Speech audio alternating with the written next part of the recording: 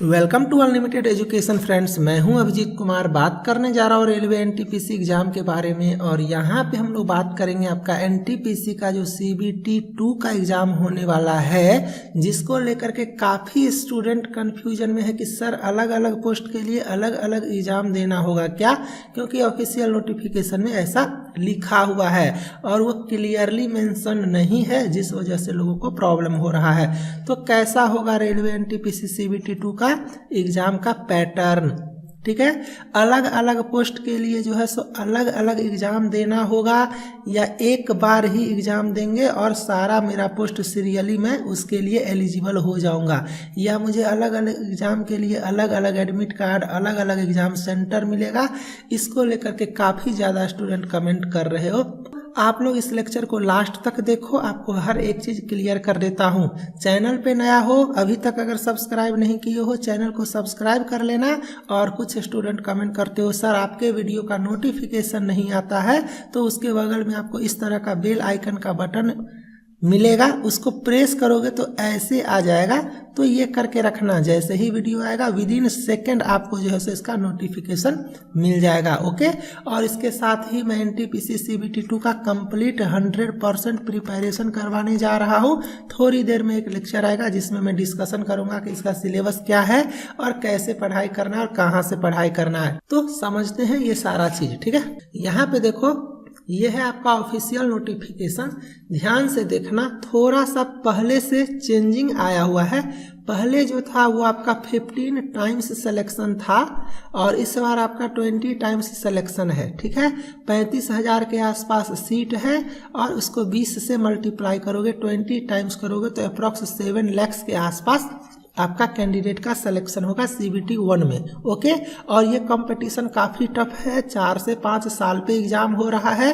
फिर अगला वैकेंसी कब आएगा नहीं आएगा उसके बारे में किसी को नहीं पता है। इसीलिए मेरे तरफ से हमेशा यही सजेशन रहेगा कि इस बार आपको जो है सो ये जॉब किसी भी कीमत पे ले लेना है, ओके। अब यहाँ पे देखो, separate second stage CBT shall be taken for each of the 7th CPC level.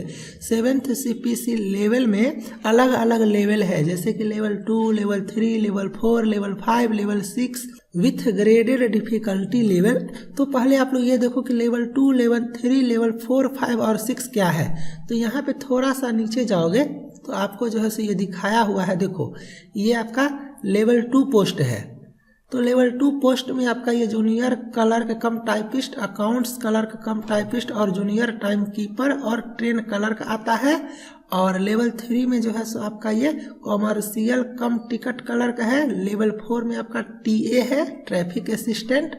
और लेवल 5 में आपका गुड्स गार्ड है, सीनियर कॉमर्शियल टिकट क्लर्क है, सीनियर क्लर्क कम टाइपिस्ट है, जूनियर अकाउंट असिस्टेंट कम टाइपिस्ट है, ओके। और सीनियर टाइम कीपर है। और यहाँ पे देखो लेवल 6 में आपका जो है सो सीए जिसको बोलते हो कॉमर्शियल अप्रेंटिस और स्टेशन मास्टर का पोस्ट है। और सबसे बेस्ट पोस्ट माना जाता है सीए का, फिर टीए और फिर स्टेशन मास्टर, फिर गुड्स गार्ड, ऐसे करके। और बाकी अगर किसी को आई साइट का प्रॉब्लम वगैरह है तो ये सब पोस्ट भी काफ़ी ज़्यादा खतरनाक माना जाता है, ओके। और यहाँ पे जो है सो आपका ये टाइपिंग स्किल, ये सब पोस्ट पे टाइपिंग है। तो ये सब डिस्कशन मैं बाद में करूँगा जब आप सीबीटी 2 पास कर जाओगे तब। अभी आपको सिर्फ ये पता करना है कि सीबीटी 2 मुझे किस हिसाब से प्रिपरेशन करना है ताकि कोई भी चीज़ मिस ना हो, ठीक है। अब यहाँ पे एक चीज़ अच्छे से क्लियर कर दिया गया कि all post falling with in same level of 7th CPC shall have a common second stage CBT. इसका मतलब समझे, जितना भी पोस्ट है same level of 7th CPC. 7th CPC में अलग अलग लेवल है, जैसे लेवल 2 है, लेवल 3 है, लेवल 4 है, लेवल 5 है, लेवल 6 है। तो अगर लेवल 2 में 3 तरह का आपका पोस्ट है तो उसके लिए एक पेपर, एक सीबीटी होगा। लेवल 4 के लिए अलग सीबीटी, लेवल 5 के लिए अलग सीबीटी, लेवल 6 के लिए अलग सीबीटी। साफ साफ लिखा हुआ है कि all post falling with in same level, with in same level. जैसे कि लेवल 5 में जितना पोस्ट है उसके लिए आपका shall have a common second stage CBT. इस पॉइंट को समझने का कोशिश करना।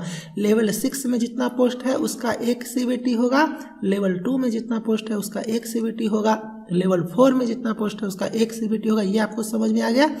If candidate are eligible for more than 1 level, अब मान के चलो आपने 12 भी किया हुआ है, ग्रेजुएशन भी किया हुआ है, आपको टाइपिंग भी आता है, तो आपने टाइपिस्ट पोस्ट के लिए भी अप्लाई किया होगा, आपने goods guard, station master, CA के लिए भी अप्लाई किया होगा। CA आपका अलग लेवल में आता है, टाइपिस्ट आपका अलग लेवल में आता है। तो अगर आप एलिजिबल हो अलग अलग लेवल के लिए तो वहां पर देखो क्या लिखा गया है, if candidate are eligible for more than 1 level of 7th CPC post as per their educational qualifications they have to give common first stage तो सब लोग दे रहे हो पता ही है, and corresponding second stage CBT for each level of 7th CPC as per the table।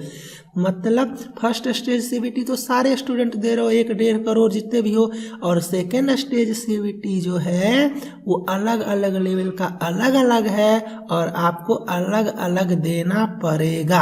अगर आप एक लेवल के लिए मान लो किसी को आंख में प्रॉब्लम है तो सिंपल सी बात है वो जो है सो स्टेशन मास्टर के लिए अप्लाई नहीं किया होगा, वो सिर्फ मान के चलो टाइपिस्ट पोस्ट के लिए अप्लाई किया होगा, वो टाइपिस्ट वाला लेवल का एग्जाम देगा।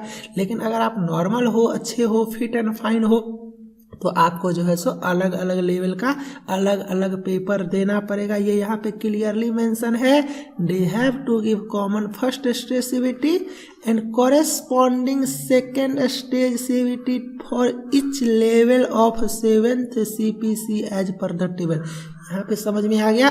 अब रहा सवाल परेशानी का एग्जाम सेंटर का, तो हो सकता है वो इस तरह से ऑर्गेनाइज करे आप लोगों को कि आप लोगों को ज़्यादा प्रॉब्लम ना हो। और वैसे भी ये पहले के कंपैरिजन में बहुत बेटर है, क्योंकि पहले भोपाल बोर्ड अलग एग्जाम लेता था, मालदा बोर्ड अलग एग्जाम लेता था, पटना बोर्ड अलग एग्जाम लेता था, सिकंदराबाद बोर्ड अलग एग्जाम लेता था। तो एक स्टूडेंट हर जगह अप्लाई करते थे और हर जगह जा करके एग्जाम देते थे, पूरा दिन भर अपना सालों भर वो दौड़ते रहते थे, एग्जाम देते रहते थे। तो उससे तो ज़रूर ये आपका बेटर है ना, कि आपका ग्रुपिंग कर दिया गया है, सारे जोन का एक साथ है सब पोस्ट, उसमें आपको लेवल ग्रुपिंग किया हुआ है और आपको एग्जाम देना पड़ रहा है। तो कहीं पे आप 50 बार एग्जाम देते थे, कहीं पे आप 2 या 3 बार पेपर दे रहे हो, तो ये काफ़ी बढ़िया बात है। CBT 1 एक ही बार सबका हुआ, वहाँ से शॉर्ट लिस्ट हो रहे हो, CBT 2 के लिए आ रहे हो, आपका जो प्रिफरेंस वाइज लेवल है उस हिसाब से आपका एग्जाम में कॉल आएगा। तो इतना सारा बात तो समझ में आ गया। इसके अलावा अगर कोई क्वेरीज होता है तो कमेंट करना और ऑफिशियल नोटिफिकेशन का भी वेट करो। हो सकता है रेलवे को भी ऐसा लगा कि इतना में क्लियर नहीं होगा स्टूडेंट का कन्फ्यूजन, तो वो कोई हेल्प डेस्क दे दे, कोई नोटिस दे दे, कोई आपका FAQ दे दे, है ना। तो ये सब ही हो सकता है, तो आप लोगों को मैं यहाँ पे बताते रहूँगा। अब थोड़ा सा बात कर लेते हैं पढ़ाई के बारे में। तो पढ़ाई का जो सिलेबस है ये थोड़ा सा चेंज है, अच्छे से मैं बता दूंगा। नंबर ऑफ क्वेश्चंस कितना रहेगा, कहाँ से कितना क्वेश्चन पूछा जाएगा, तो इसका अगला लेक्चर में बना देता हूँ, उसको आप लोग अच्छे से देख लेना और पढ़ाई आप लोग स्टार्ट कर दो। आप लोग पढ़ाई स्टार्ट कर दो, एक बात का मैं फुल गारंटी देता हूँ, 120 मार्क्स का आपका पेपर होने वाला है, जिसमें जो है सो 90+ अगर स्कोर आप कर लेते हो तो आपको सिलेक्शन लेने से कोई नहीं रोक सकता है NTPC में फाइनल सिलेक्शन। ओके, मैं अभी भी बोल रहा हूँ, डिस्क्रिप्शन में एक ऐप का लिंक दे देता हूँ, आप लोग वहाँ पे डाउनलोड कर लो। अभी से बताओ, फिजिक्स वहाँ पे कंप्लीट हो चुका है CBT 2 लेवल का, और अगर बोलोगे तो लाइफ में या दुनिया में कोई सा भी गवर्नमेंट जॉब का एग्जाम होता है, जनरल कंपटीशन, एक भी क्वेश्चन वहाँ से नहीं छोड़ोगे। अब केमिस्ट्री स्टार्ट होगा, फिर बायो स्टार्ट होगा, मैथ्स चल रहा है, रीजनिंग चल रहा है, परसेंटेज कंप्लीट है, टाइम एंड वर्क कंप्लीट है, स्पीड एंड वेलोसिटी स्टार्ट हो रहा।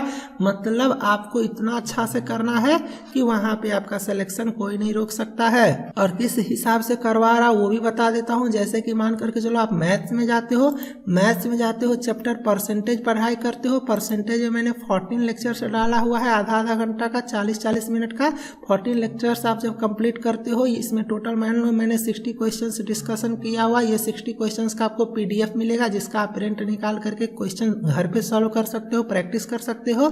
और उसके बाद आपको अपना परफॉर्मेंस एनालिसिस चेक करना है, तो उस सारे क्वेश्चंस का यहाँ पे टेस्ट सीरीज डाला हुआ है, जिसको आप टेस्ट सीरीज लगा सकते हो।